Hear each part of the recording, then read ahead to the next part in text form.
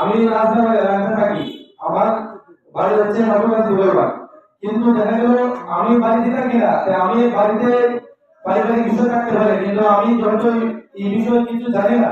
আমাকে কেন সে নিউজ করে আমাকে মামলা মোকদ্দমার মধ্যে মহিলা এবং ইমাম হুসাইন তারাকে দিয়ে সে এখানে লিখে টাকা না দিলে তাকে কি করা হবে এগুলো লিখে এগুলোর স্ক্রিনশট নারীটা আমাকে পাঠিয়েছেন। উনি মান সম্মানের বয়ে আজকে আসেননি, তাই আমাদেরকে দায়িত্ব দিয়েছেন।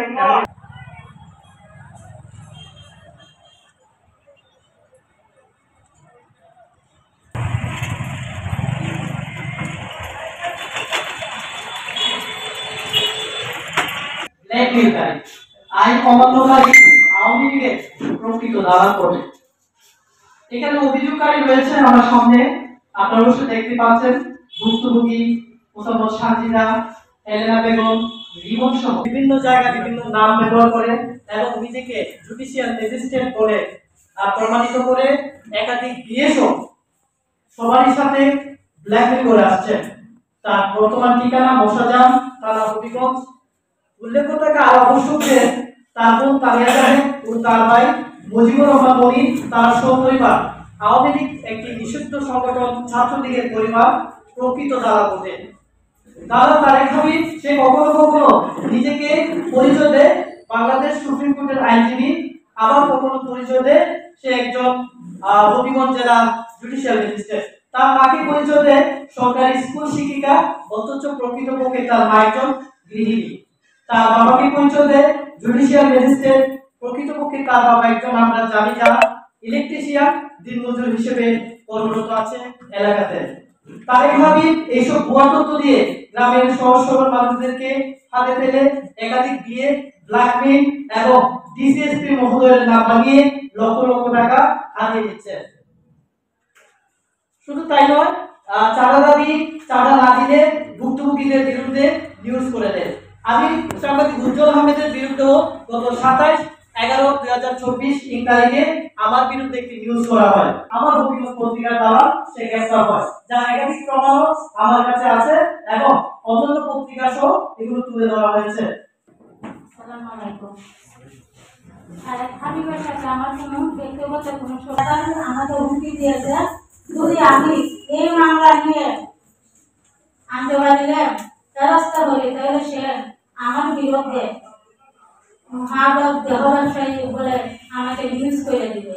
তখন সে আমার নামে একটি পত্রিকা নিউজ করে দিয়েছে, তখন সে আমাদের অনেক হুমকি দিয়েছে যে হাও আমাদের যেগুলো করে আমি সেটা একবার দিয়েছি। আমরা ফুল ফ্যামিলি মিটার যেগুলো করে সাদা দুটা দিয়েছি। তারপরও সে আমার নামে ফেসবুকে পত্রিকায় আমি দেহ ব্যবসায়ী, মাদক ব্যবসায়ী, আমার দুটা ফ্যামিলির মাদক ব্যবসায়ী, দেহ ব্যবসায়ী। আমার মার বয়স 70। তারেক হাবিব বলেছে আমার মা নাকি দেহ ব্যবসা করে, কিন্তু দেশবাসীর কাছে আমার একটি প্রশ্ন, 70 বছরের মহিলা কি কোনো প্রমাণ না থাকে তারা তারেক হাবিবের জুতা দিটাই মনে এবং জাহাঙ্গীর না রুবেল না সারেক হাবিবকে দিয়ে আমার ফ্যামিলিকে অ্যারেস্ট করা হয়েছে। আমার বাড়িতে এলাম স্কুলে আমি মামলা বাড়িতে হইল আওয়ামী লীগের নেতা যারা মামলা দেওয়ানে তারপরে ওই তার দিবে লাগাই আমার সাথে চৌদ্দটা বাড়ি তার হাত দুটো লইয়া আমারে অনেকটা লিখতে দিছে সাংবাদিক পত্রিকার মাঝে আমরা অনেক বেরোই বাড়িতে বলি তার হাতে আমার বাচ্চা সরহার দিয়া 1,25,000 টাকা তার দিয়ে হাইছে ও আমার কাছে দাবি উঠে হাইতা না দিলে ব্যবস্থা ইয়ে দেখো আমার বাচ্চার মামলাটা নষ্ট হয়ে যাবে। আমি তো রাজনীতি সবটা আমরা বিচার দিতাম। আমার বাচ্চারা শ্রমিক চাইছে, ওই বেতন শ্রমিক চাইছে আমার বাচ্চারা। আমি আমি ওষুধ কথা হয় না ওই মুস্তুদারে আমরা গ্রামে মুস্তুদ এবার মুস্তুদ আমরা এরা এরা মিললা তাহলে নিয়ে চৌদ্দটা হইয়া তারা জাতীয় বাংলাদেশ সমাচারে দীর্ঘদিন যাবৎ কর্মরত ছিলাম, আছি এখনো।